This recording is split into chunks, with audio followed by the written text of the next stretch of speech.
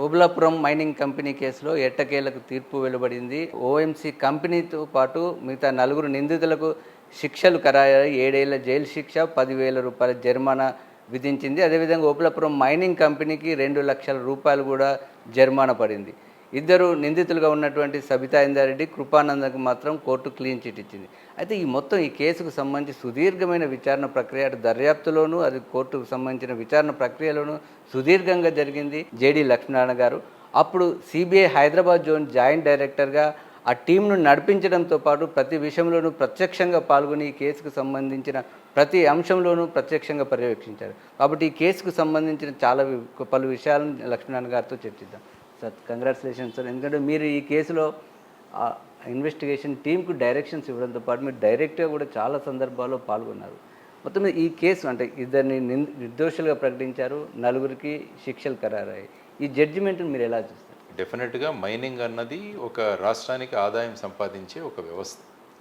కానీ ఆ mining leases ఎలా ఇవ్వాలి అన్నది కూడా ఒక ప్రొసీజర్. అది mining and mineral development regulation act చూస్తే, MMDR యాక్ట్ 1957 చూస్తే అందులో అప్లికేషన్లు, ఆ తర్వాత అప్లికేషన్లు ఎలా పరిగణలోకి తీసుకోవాలి, ఇవన్నీ కూడా ప్రొసీజర్ ఉంది. కానీ ఈ కేసులో అప్లికేషన్ల దగ్గర నుంచే ఒక ఫేవరిటిజం అన్నది చూపించడం జరిగిందని మేము గమనించాం. ఎందుకంటే MMDR యాక్ట్లో ఏముంటుందంటే ఒక లిమిట్ ఇస్తారు, ఈ డేట్ నుంచి ఈ డేట్ వరకు అప్లికేషన్లు వేసుకోవచ్చు అని. అవన్నీ కూడా ఒకే రోజు వచ్చినట్టు మీరు ట్రీట్ చేయాలి అంటారు. ఏవైతే అప్లికేషన్లు ఒకే రోజు వస్తాయో వాటిని మాత్రమే కన్సిడర్ చేయాలని చెప్పారు. అంటే received on the same day. కాబట్టి ఈ కేసులో ఓబులాపురం మైనింగ్ కంపెనీ, ఇంకొక మైనింగ్ కంపెనీ వినాయక మైనింగ్ వాళ్ళ మామ ఇద్దరు అప్లికేషన్లు ఒకే రోజు వేశారు. కాబట్టి మిగతా అప్లికేషన్లన్నీ పక్కన పెట్టేసి ఈ 2 అప్లికేషన్లు ఒకే రోజు వచ్చాయి కాబట్టి ఈ రెండింటినే మేము కన్సిడర్ చేస్తామని ఒక విచిత్రమైన ఆర్గ్యుమెంట్ తీసుకొని ఈ రెండింటినే కన్సిడర్ చేయడం జరిగింది. ఫైనల్గా వీళ్లకు రావాలి, ఇవ్వాలి అన్న ఒక ధోరణిలో మొత్తం ఫైలే నడిచింది.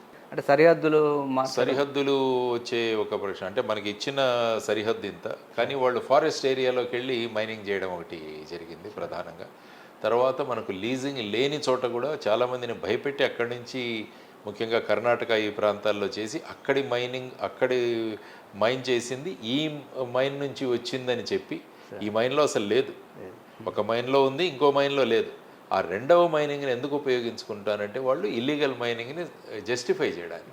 సో ఇవన్నీ కూడా ప్రూవ్ చేయడానికి చాలా యాక్చువల్గా ఫీల్డ్లోకి వెళ్ళడం, ఆ తర్వాత అక్కడ కొత్త విధానాల్లో టోటల్ సర్వే మెషిన్స్ పెట్టుకుని అవన్నీ చేయడం, ఇవన్నీ కూడా చేయడం జరిగింది అనమాట. 2009లో మొదట ఎఫ్ఐఆర్ నమోదైంది సార్. అంటే సుదీర్ఘంగా దర్యాప్తు కూడా దాదాపు ఒక 4-5 ఏళ్ల పాటు జరగడానికి కారణం ఏంటి సార్? అంటే ఎవిడెన్సెస్ సంపాదించాలి, ముఖ్యంగా ఫారిన్కి రాయాలి, అక్కడి నుంచి రావాలి, దాన్ని ఇంటర్ప్రిటేషన్ చేయాలి.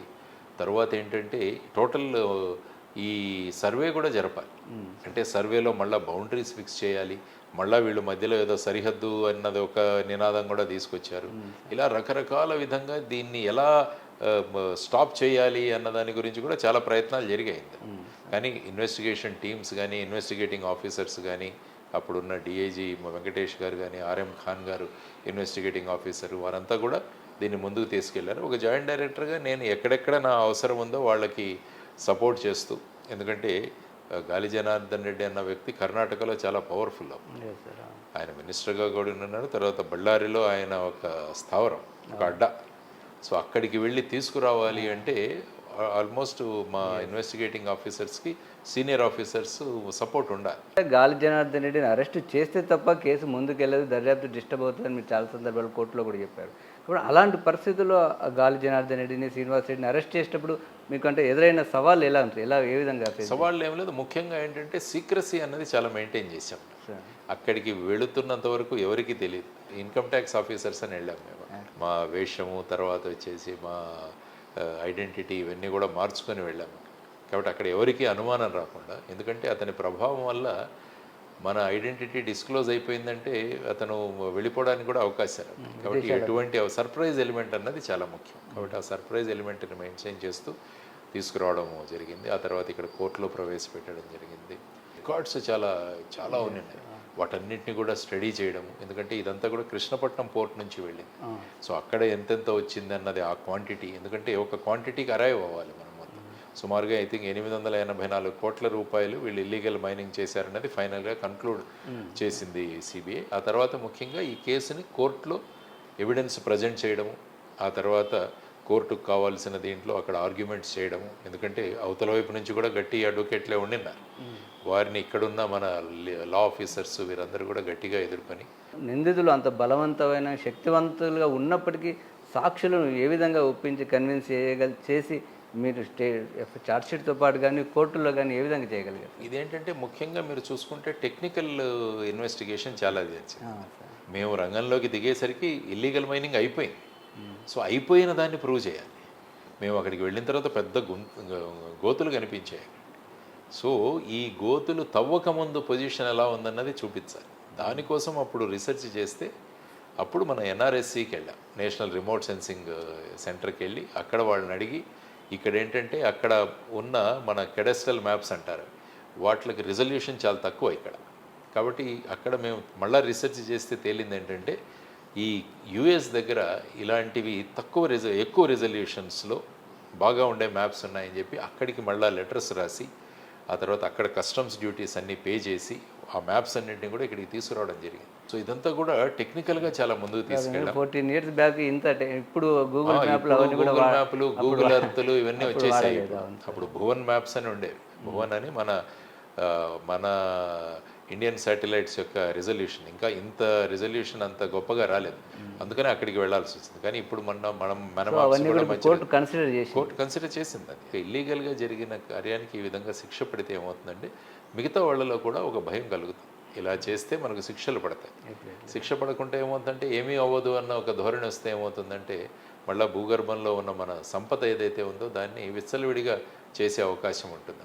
ఈ కేసులో హెలికాప్టరు, భారీగా బంగారం, ఆభరణాలు, కుర్చీలు ఇలాంటివన్నీ కూడా అరెస్ట్ సమయంలో మీరు స్వాధీనం వాటి పరిస్థితి ఏంటి సార్ ఇప్పుడు వాటిని నెక్స్ట్ ఈడీ కేసు ఉంటుందండి, ఎన్ఫోర్స్మెంట్ డైరెక్టరేట్ వాళ్ళ కేసు. అవన్నీ ఈడీకి హ్యాండ్ ఓవర్ చేసాం. ఎందుకంటే ఇదంతా కూడా మనీ లాండరింగ్, అంటే ఇక్కడ ఈ అఫెన్స్ చేసి వచ్చిన డబ్బులతో ఇవన్నీ కూడా కొనుక్కోవడం జరిగింది అన్నది ప్రధానం. కాబట్టి అక్కడ మనీ లాండరింగ్ జరిగింది. కాబట్టి వాటిని ఐ థింక్ ఈడీ వాళ్ళు కూడా కేసు చేశారు. 880 కోట్ల బ్రాహ్మణి స్టీల్స్ అవన్నీ తీసేశారు. కాబట్టి ఇప్పుడు ఏంటంటే ఈ కేసు కన్విక్షన్ అయింది కాబట్టి వెంటనే ఈడీ ట్రయల్ కూడా మొదలవుతుంది. అంటే దీనికి సంబంధించి సిబిఐ మరింత అంటే మళ్ళీ ముందుకు దీనికి ప్రొసీడ్ అయ్యే అవకాశం మరి చూడాలి. మరి ఇప్పుడున్న ఆఫీసర్లు, డైరెక్టర్ గారు వాళ్ళు మొత్తం జడ్జిమెంట్ వచ్చాక వారు చదివి, సాధారణంగా ప్రొసీజర్ ఏంటంటే చదివి ఇచ్చిన శిక్ష కాదు, ఎందుకంటే ఇందులో 409 సెక్షన్ కూడా ఉంది. 409 సెక్షన్ యాక్చువల్గా లైఫ్ ఇంప్రిజన్మెంట్ వరకు ఉంటుంది. మరి వీళ్ళు ఏమన్నా శిక్ష పెంచడానికి హైకోర్టుకు వెళతారో లేకుంటే మరి హైకోర్టుకే వెళ్ళాల్సి వస్తుంది. సో ఆ విధంగా వెళతారో చూడాలి. శ్రీలక్ష్మి నిందితులుగా ఉన్నారు కానీ హైకోర్టు క్వాష్ చేశారు. దానిపైన కూడా సిబిఐ సుప్రీంకోర్టుకు వెళ్ళింది. దానికి సంబంధించి పరిణామాలు భవిష్యత్తులో ఎలా ఉండే అవకాశం ఉంటుంది? ఐ థింక్ సుప్రీంకోర్టులో పెండింగ్ ఉందనుకుంటాను. మరి వారు దాని ప్రకారం ఫర్ ఎగ్జాంపుల్ హైకోర్టు ఆర్డర్ని సుప్రీంకోర్టు కనుక కొట్టివేస్తే మళ్ళీ ట్రయల్ ఎదుర్కోవాల్సి వస్తుంది. సిబిఐ లాంటి సంస్థ ఒక ఎస్ఓపి ఉంటుంది సార్, అంటే అధికారులు మారిన ఒక ప్రొసీజర్ ఉంటుంది. ఫర్ ఎగ్జాంపుల్ ఈ కేసులో సబితా ఇందారెడ్డిని మొదట ఛార్జ్షీట్లో సాక్షిగా అన్నారు, తర్వాత నిందితురాలుగా అన్నారు, ఫైనల్లీ కోర్టు కూడా క్లీన్ చిట్ ఇచ్చింది. అంటే ఇలాంటి పరిణామాలు ఎందుకు చూడాలి మరి. ఎందుకంటే ఇప్పుడు రేపు జడ్జిమెంట్ వచ్చిన తర్వాత ప్రస్తుతం ఉన్న సిబిఐ వాళ్ళు పరిశీలిస్తారు. అందులో ప్రధానంగా వారిని ఈ అక్విటల్ అవడానికి కారణం ఏంటి, అందులో ఆల్వేస్ అప్పీల్కి వెళ్ళడానికి స్కోప్ ఉంటుంది. సపోజ్ సిబిఐ అనుకొని ఇది సరిగా జరగలేదనుకుంటే హైకోర్టుకు అప్పీల్కి వెళ్ళొచ్చు. సో ఈ విధమైన పరిస్థితులు కూడా ఉంటాయి. కాబట్టి ఎప్పుడు ఈ సిబిఐ జడ్జి గారు ఇచ్చిన తీర్పు ఏదైతే ఉందో దాన్ని మనం చూసి దాన్ని బట్టి ప్రస్తుతం ఉన్న సిబిఐ అధికారులు నిర్ణయం తీసుకుంటారు. ఓబులాపురం మైనింగ్ కంపెనీ కేసుకు సంబంధించిన తీర్పు పైన, దానికి సంబంధించిన దర్యాప్తు జరిగిన తీరు పైన లక్ష్మీనారాయణ గారు చెప్పిన విషయాలు